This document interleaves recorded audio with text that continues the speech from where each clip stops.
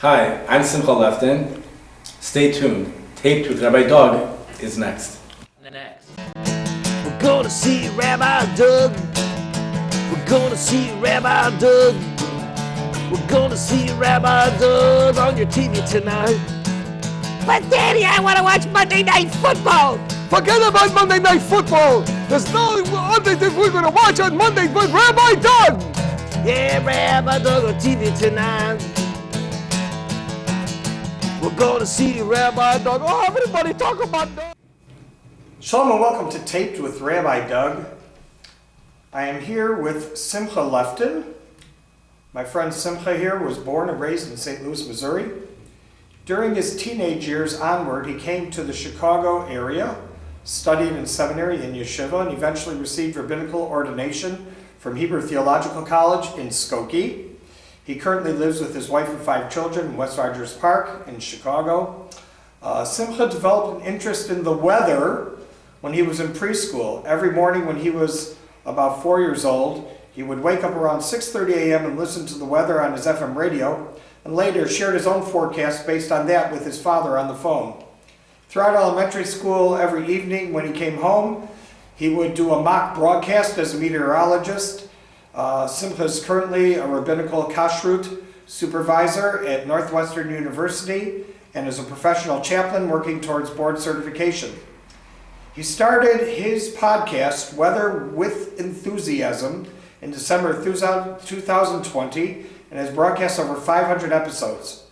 Since he currently is not airing his show daily, he often focuses on long-term forecasts for the weeks ahead or for the coming seasons, and he'll get more specific with each coming episode as it gets closer. His show is currently listed in the top 15 weather-related podcasts in the world by Google and FeedSpot.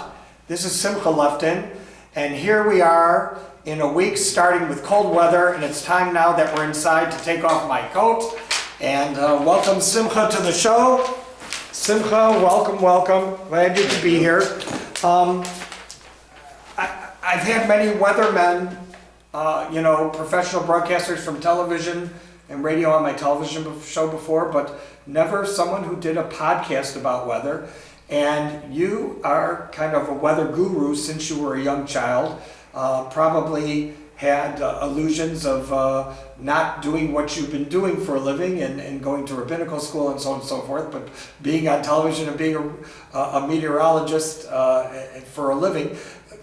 What is it about weather that interested you at such a young age? What is it, yes, I want to know if it's cold out or warm out. I want to know if there's ice on the ground or not ice on the ground. I want to know if it's going to be so hot and sunny that I can go swimming today because the weather is so good. How do you get into it and learn about all the things you learn about and know about when it comes to weather patterns and climate change and so on and so forth? Where does that come about, and how do you start on something like that?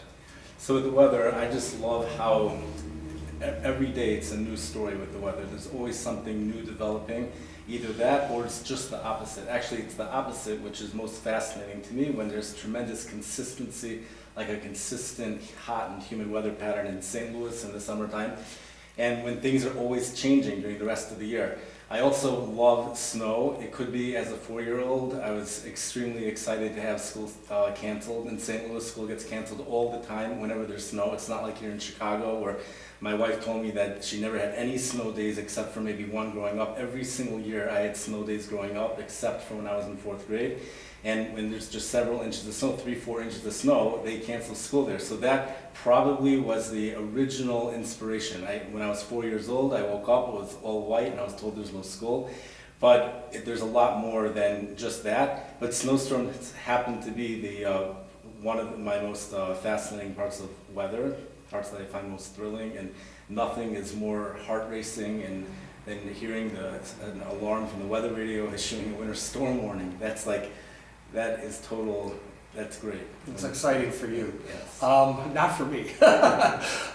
So when you study weather patterns and barometric pressure and all those things, which I don't even really understand, you can kind of almost tell by a weather map and things like that, where the weather is going to go. Now, you told me something interesting before the show about tornadoes in the Midwest and the South, and I want you to share that because I don't know how you know those things or you would learn those things, but I don't think anybody who's watching knows these things. Tell us about the change in tornado patterns. So Tornado Alley is a place which is around in Oklahoma, Kansas, in that area. There's a certain number of tornadoes that happen there every year, but Tornado Alley is actually moving east. So places in Kansas, the number of tornadoes that are happening in Kansas are actually going down. There's less tornadoes there than what there used to be, whereas a place like Memphis, Tennessee, that's now included in Tornado Alley. So people don't know really why it's happening. Some people have a theory that because of the drought, which has been occurring in the desert Southwest for a very long time, that's starving the environment for moisture in the plains, and it's reducing the number of tornadoes. So they say that climate change could be a factor in this because of the desert Southwest. People say that the drought is a result of climate change, so that could be one reason why the Tornado Alley is moving east.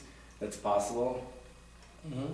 It's a very, very interesting thing. So let me ask you about the weather patterns now. Now here in the Chicago area, we went through at the end of December, beginning of January, very, very cold weather.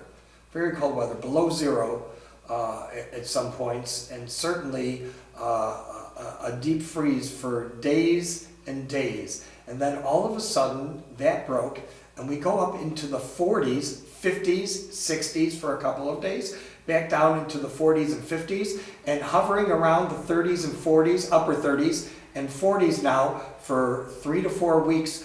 How does something like that happen? Where did that cold come from? Why doesn't it last? And all of a sudden, why don't we go to like normal weather patterns, what we call the average temperature for this time of year, and get to these warmer temperatures that we've been going through and have them stick for weeks? How does that happen? So it's a very interesting thing what you brought up. I remember back in the mid part of December when they saw this bitter cold coming, they said this, and the European computer model showed it really first. It showed this amazing cold outbreak coming. It would actually be colder in St. Louis than here in Chicago, and I kept looking at it, and this is before anyone was really talking about it, and I was just like totally amazed at what's happening. And I was thinking, is this really going to happen? And okay, then it happened. Then I was thinking on my podcast, what should I say, what's going to happen after that? So I remember learning about this. There's this theory that the weather works in 11-year cycles because the solar storms in the solar cycle works in 11-year cycles. So for example, during the summer of 1988, there was a major drought in the Midwest. The summer of 1999, there also was a drought. And there's a lot more comparisons like that. So the bitter cold outbreak in late December, that was being compared to December 1983, but they were also comparing it to the Arctic outbreak of December of 1989. And I remember in 1989, I remember it being extremely cold, and then came January, all of a sudden it became mild, and it remained mild, and 1990 ended up being one of the mildest years for the St. Louis area. So I was wondering, is that going to happen again this year in January? And it did. And I don't really know why it happened. I know that a lot of times these Arctic outbreaks are a result of warming that happens in the stratosphere, which you'll see in the National Weather Service forecast discussion. They refer to it as an SSW, a sudden stratosphere warming. They don't know why, as far as I know, they don't know why all of a sudden there will be a warming in the stratosphere. Some people say it could be because of global warming. They don't know why. And it doesn't always lead to an Arctic outbreak. It leads to an Arctic outbreak about 70% of the time. But in the year 2019, it did not lead to an Arctic outbreak. But what happens is when there's warming in the stratosphere, it weakens the polar vortex, the jet stream which is around the poles. And when that weakens, it is no longer able to keep the Arctic air locked up over there, and the Arctic air starts to come down south. But this past January, it's been very strong. The polar vortex, it's been very, very strong. When it's strong, it remains locked up. And so that much I can tell you, that the reason it's been locked up is because it's been very strong. But if you want to know why it's strong, at a certain point, there's going to be like no answer. So, but they said there has been a warming again of the stratosphere, and it takes about 3 weeks before we see its effects. And the current thinking right now is that in the first week of February, we are going to see another major Arctic outbreak. Oh, so, and that's just coming up very soon, around the time that we're probably airing right now.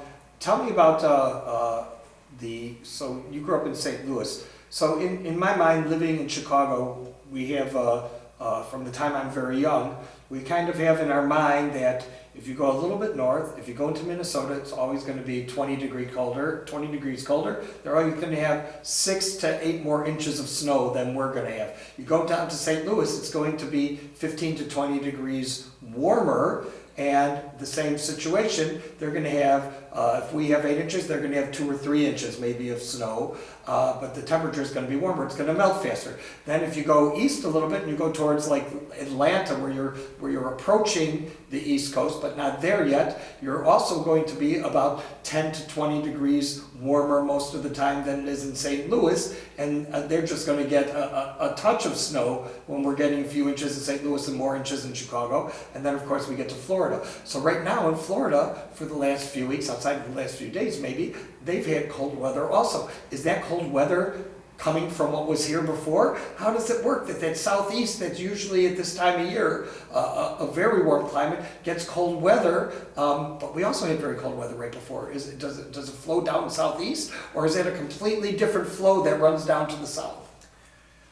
So I was following the weather a lot back in the beginning of January, at the end of December during that Arctic outbreak. And back then, Orlando, Florida got very cold.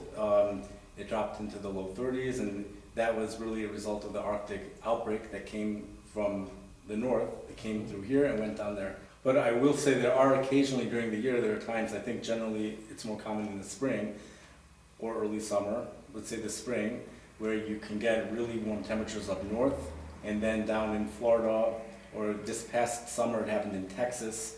It was just a closed low pressure system just situated itself over there, and it just was cloudy, and temperatures were in the upper 60s over in Amarillo, Texas, and temperatures were in the low 90s in Alaska, and that was towards June 26th. That's when that happened, and temperatures were very, very warm across much of the north, and then it was really cold in Texas. So you have stuff like that because of these closed low pressure systems, which greatly reduce the amount of solar insolation which is reaching the surface, and the precipitation also. Does that have something to do with Arctic melting that everybody's worried about, and the Arctic ice melting, and how that's affecting wildlife? So I don't really know what the connection is between the Arctic melting and temperatures going into the 90s in Alaska. So really, this amount of solar insolation that reaches the surface in Alaska around June 21st is the highest in the entire world, and it's always been that way around June 21st, because even though the sun's angle is very low in the sky, but the days are 24 hours long. So the real question is, why isn't it in the 90s everywhere in Alaska? And that's because it takes weather about 3 to 4 weeks to respond to the strength of the sun. So since 4 weeks before June 21st, the sun was stronger elsewhere, so that's where the real heat ends up being. But occasionally, it seems like we get these air masses that almost like transport themselves into a new latitude, a new degree latitude, as if like it was there for months. Let me just give an example. Like in the end of June 2021, there was a Northwest Pacific heat wave. This heat wave where the temperature hit 121 degrees and light in Canada, and it's almost like there was an air mass over the desert Southwest that just picked itself up and then dropped itself in Canada, just picking up as if it was the desert Southwest, which the sun is actually, there's more solar insolation in Canada that time of the year, June 21st, there's more solar insolation than there is in Arizona. It's very hot in Arizona, there's tons of solar insolation, but it's a little bit higher when you go into southern Canada. So it makes sense, it kind of makes sense that it would be even as hot, or should be even hotter there in Canada. The only reason it's not is because it doesn't have those 1 to 2 months of preparation beforehand. But somehow, if you can get that air mass down south to just skip, somehow just like transport itself up there it's all prepared down south, and it just comes, just locks itself in up there. So then the heat from the desert southwest comes up there into Canada. I've always wondered, will there ever be a time when something like that's going to happen in the Arctic, where the solar insolation is super high? Well, one could just imagine, like, you could barely imagine if you were to hear, like, today the temperature was 121 degrees in Barrow, Alaska. If you were to hear such a thing, people would think the world is coming to an end or something. But is it really coming to an end? Or does this almost make sense? It could happen in light in Canada, so why can't it happen up there on June 21st when the days are 24 hours long, and as long as there is no snow on the ground, if there's snow on the ground, so then that already reflects 90% of all the insolation back up into outer space. We had actually in Antarctica, there was an unprecedented heat wave that took place last March in 2022, around like March 18th or 19th, where the temperatures were 90 degrees above normal over there, 9 degrees above normal, where normal highs were around 60, well, the Washington Post reported being 69 degrees above normal, but the satellite imagery temperatures showed 90 degrees above normal, where temperatures were normally around 65 below zero, and the temperatures were around zero, and there even was the highest temperature for the year, the highest temperature ever in one of these stations, I think it was the Russian station, was 10 degrees, and the previous highest temperature was 27 below or something like that. Or one place it was, the zero was the highest and 27 below was the previous warmest, and the other All place, Fahrenheit, right? All Fahrenheit, right? All Fahrenheit. And so even climatologists, they say that climate change does not explain that. It was too magnificent of an event, and all of their computer models, the climate change computer models, which no one ever forecasted this. So they don't really they have different explanations for why that happened. The closest thing they are able to say, if they're going to connect it to climate change, is that if something's not done about climate change soon, events like that might happen more frequently in the future. But sometimes there's just things that are just like freak occurrences, which there's a meteorologist, Bill Mass, he's I think he might be well known, I happen to be a big fan of his, but he said that the Pacific Northwest heat wave was not, he thinks the more extreme the event, the less connected to climate change it is. So, and the more connected to just a freak occurrence. Climate change might have increased the degrees by a couple degrees in the Pacific Northwest heat wave, so instead of 121, it would have been maybe 119 or something like that if it wasn't for climate change, but the actual event would have happened nonetheless. So going back to the original question over here, if climate change is connected to the heat in Alaska, so any of these phenomenal events, it's hard to, the more phenomenal it is, the less connected to climate change. That's what I think, that's what he said, and I think that makes a lot of sense. Mm-hmm. And 90s in Alaska, if it's happening in the end of June when the days are 24 hours long, I don't think the climate change is connected to it, but could be. I don't know. It could be. Right. Could be. All right, so I do have a few questions I wanted to ask you directly. One is your podcast. What is the most, because you get excited about weather, what's the most exciting event you actually have reported on your podcast that really your listeners have said, wow, I'm so glad that he shared that with me. What is that exciting thing that you've reported? So it's hard to get feedback from listeners, but that Pacific Northwest heat wave was something which was just totally amazing. And even before it happened, when was that again? Tell me. This was the end of June 2021. Mm-hmm. I remember this podcast I made actually was on Shiva Asar B'Tammuz, the fast day. Mm-hmm. It was June 27th, I think, mm-hmm. and they were forecasting that week temperatures which were just, it was like dreaming. It was like totally, it didn't feel real what was happening, and that's even what. If you read, that's what the meteorologists were going through themselves. They were pinching themselves to make sure they were still alive.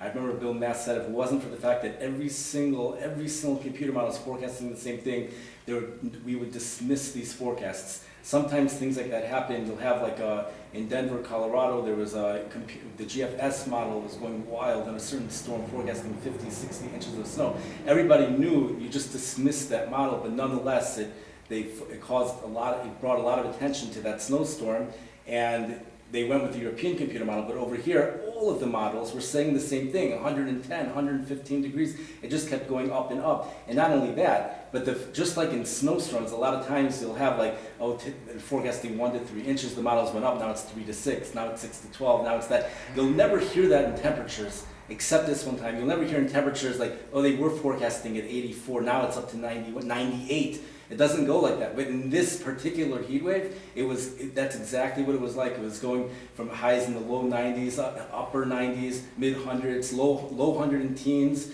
And they said, actually, they were able to figure out exactly what it's going to be 5,000 feet above the surface. They said they have that all figured out, but they can't figure out what's going to happen on the surface because the air is so dry, they just don't know what's going to happen. And speaking of dry air, actually, there was some city there that actually was not dry at all. It was very humid, and I have to go back and listen to that podcast to hear what the name of that city was again, because that was the most fascinating thing to me, and I always wanted to look into it. But there is some area in Idaho that apparently does get humidity around there, and I'm not sure where it comes from, but I think there's a river there, and that's where it comes from. But even in that area, it also was extremely hot. I think that was the most magnificent event. Wow. Okay, all right, so now another question for you. Teach us something. Lake effect snow. You know, if you go into northwestern Indiana or southern Michigan, along Lake Michigan, they have the phenomena of inches and inches and inches often of lake effect snow. Whereas in Chicago, we might get a half an inch and call it lake effect snow. They're getting 6 inches, 7 inches. What is lake effect snow? What does the lake do to the clouds that causes it to snow where those clouds didn't snow when it was over here? How does that work? So what happens is there's just like a large jar holds more water than a small jar. We know that heat expands. So the warmer it is, the more moisture the temperature is able to hold. So if it's 70 degrees and the relative humidity is 100%, that means the air temperature is holding as much water vapor as they can possibly hold at that temperature. So if the temperature was forced to drop however many degrees, something's going to happen. There's going to have to be some type of condensation, which could either be a super cooled cloud. It doesn't have to be that it's going to rain, but it usually does mean it's going to come out in the form of precipitation. So that's what's happening with the lake effect snow showers. So you have very cold air. Let's say the temperature is 10 degrees or something, and it's blowing over water where the temperature is 35 degrees. So the air temperature is just above 35 degree water is also about 35 degrees, and it's also the dew point or the relative humidity is about 100%. It's about 35 degrees, but the 10 degree air, it can't hold the amount of water vapor that 35 degrees can hold, so it automatically just it comes out as condensation, and it just comes out as very heavy snow. This year in particular, at the end of November, that was the first one in Buffalo, where just feet of snow were falling down. One area got 81 inches of snow within just a few days. 65 inches of snow fell in just a 24-hour period in that area on a Friday, and it was just the ideal situation for lake effect snow. There was no ice on the water yet. Usually as we go through the winter, ice forms on the water, and that greatly reduces the amount of lake effect snow that could fall. But in the end of November, and even in January, again it happened in Buffalo, again it happened, like it was unbelievable. That one actually was associated with a real storm system in the beginning. It was a real storm system. They saw 2 inches of rain before they got to lake effect snow, but they also got an enormous amount of lake effect snow. But that's one of the reasons why it happens there. So Chicago, it doesn't happen because the winds by lake effect snow, the winds blow, they have to blow over the water, and when the cold air comes in, the winds are blowing from the west or the northwest or sometimes the north. When the winds are blowing from the east, it's usually not blowing in the cold Arctic air. So Chicago, the lake is to the east of Chicago. So when the cold air blows, it's coming in from the other direction. Chicago has something else, which is called lake enhancement. So it's not lake effect snow, but what it is when we do get storms that come here, the Chicago area will see more snow than the surrounding areas because of the northeast. The surrounding meaning the suburban areas. Right, the suburban areas, because if it's December or January, in November, the lake is already too warm that the snow might even be less in Chicago. because some of the snow might fall as rain. But when you get into winter, when the lake is very cold, so the winds blow in off the lake, usually right before the snowstorm comes. The winds are coming from the northeast, they're coming right off of the lake, and it picks up a lot of moisture. It's not like a lake effect snow, but it picks up a lot of moisture, and the snow is heavier in the Chicago area. So for example, during the Groundhog's Day blizzard in 2020 and 2011, so a lot of the surrounding areas, the snow ended at 19 inches or 20 inches, or 18 inches, something like that. In Chicago, the following morning, it was still snowing, and they said an additional 2 to 4 inches is expected. That's all from lake enhancement. There also was a storm in the year 2021, in the winter of 2021, where O'Hare Airport got 10.2 inches, but in West Rogers Park, it was 18 inches. Evanston also 18 inches. That's all from lake enhancement. But Chicago doesn't really get the lake effect snow. It's 5 inches tops. I told you, you'd teach me something new. It's amazing, amazing. Quick question, because we're running out of time. What do you think of the Farmer's Almanac? What do you think of the Farmer's Almanac that comes along and predicts, this winter is going to be the worst winter, this winter is going to be a light winter, and sometimes they come true and sometimes they don't? Do they base that on anything, or is that just kind of a wives' tale and like looking at the stars? So they claim to have 80% accuracy, and they claim that they say it's a secret formula. They don't tell people what it is, but part of it is the 11-year solar cycle, and then part of it is looking at the ocean currents like La Nina or El Nino, and also they say they could be between 1 to 2 days off. And then if you look at it, it's just they have a pretty good chance of getting things right, because they forecast with everything within 3 days. So then you could be 1 to 2 days off. All I know is that I was told, I don't know if this is true, but back in the 1800s, that the Farmer's Almanac was so accurate that if you went to court, you were able to prove what the weather was based upon what it said in the Farmer's Almanac. And that's got to be something someone made up, because that's just, nothing could be more ridiculous than that. But this most similar thing I have found to that is the European computer model nowadays. That thing, a lot of times, especially here in the Midwest, it's just so accurate. It's just totally amazes me. And I think of what people said about the Farmer's Almanac when I look at the European computer models. But even that, we know you can't even use that when you go to court. It's to say, oh, I know it was sunny because the European computer model said it would be sunny. So I don't really know. I used to love the Farmer's Almanac. I used to buy all of them. I found it fascinating, and I would read it. And I always wanted it to be right. I would try to make it come out right. And but I don't know. I don't really know what to say about it. Very cool, very cool. I want to thank you so much for being on the show. Simcha Lefton, Weather with Enthusiasm is his podcast. It's available wherever podcasts are. It's a not-for-profit, so you're welcome to subscribe, I'm sure. Rabbi, Chaplain, and meteorologist Simcha Lefton, thank you so much for being on the show, and thank all of you for being with us. Remember, you can check out our website, www.tvrabbi.com, where you can also see former shows on the web. If you want to send Simcha an email or us an email, you can email me at info@tvrabbi.com. I will forward your emails to him, and I know he'll get back to you personally. And thanks again, Simcha, for being with us. Thank you for being with us. Hope to see you all next time right here on Taped with Rabbi Doug. Shalom, everyone. And thank you for having me.